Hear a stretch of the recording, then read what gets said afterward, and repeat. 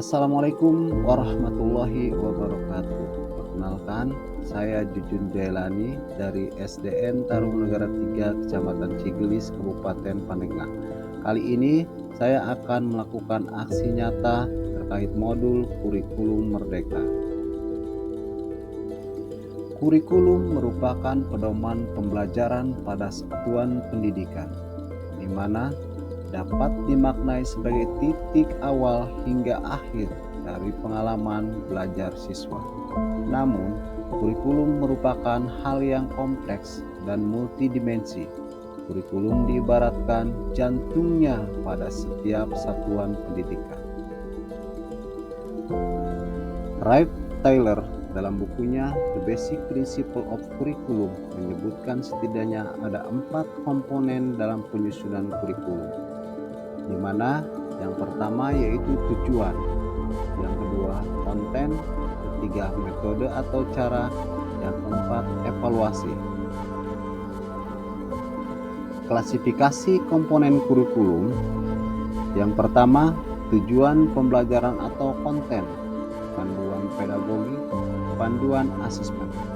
Komponen-komponen tersebut dapat digunakan dalam mendesain kurikulum dan pembelajaran berdasarkan kebutuhan murid. Kemerdekaan murid dalam belajar merupakan jantung dari pengembangan kurikulum di masing-masing satuan pendidikan. Kurikulum memiliki peranan dan fungsi, di mana kurikulum berperan sebagai salah satu komponen penting dalam satuan pendidikan. Dan fungsi kurikulum bagi guru untuk memandu dalam proses belajar murid dalam mencapai tujuan pendidikan.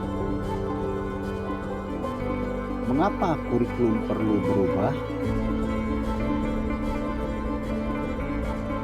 Keberagaman peserta didik di sekolah merupakan pijakan awal dalam mengembangkan kurikulum, sehingga kurikulum dapat digunakan sesuai konteks di mana satuan pendidikan berada.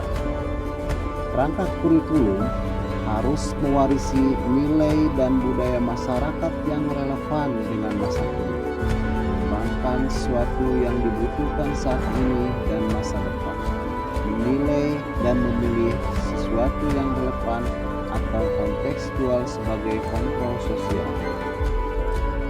Mengapa kurikulum harus berubah? Kurikulum harus berubah agar sesuai dengan zamannya. Kemajuan teknologi informasi berdampak besar terhadap pendidikan yang berpengaruh terhadap keberagaman kemampuan pengetahuan peserta didik.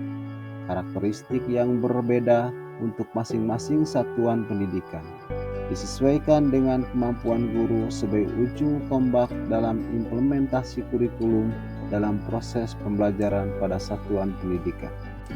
Itulah alasan kenapa kurikulum perlu berubah, agar kita dapat menyiapkan generasi berikutnya yang mampu memandang jauh ke depan. Karena kita tahu akan kebutuhan mereka, kompetensi apa yang dibutuhkan mereka di masa depan, serta bagaimana cara kita untuk mewujudkannya. Bagaimana harus mewujudkannya? Yang pertama, melibatkan peranan seluruh komponen unsur pendidikan, mulai dari siswa di sekolah, peran orang tua, komite, guru, dan pemangku kebijakan.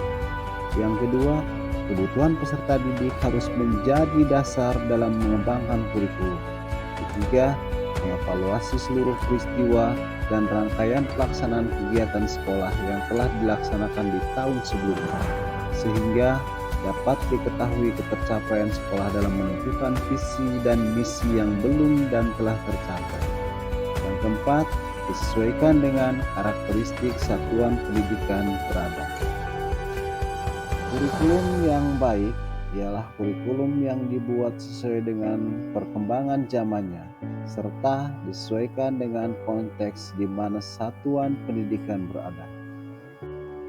Itulah aksi nyata saya pada modul kurikulum Merdeka. Sekian dan terima kasih. Semoga dapat bermanfaat untuk dunia pendidikan Indonesia.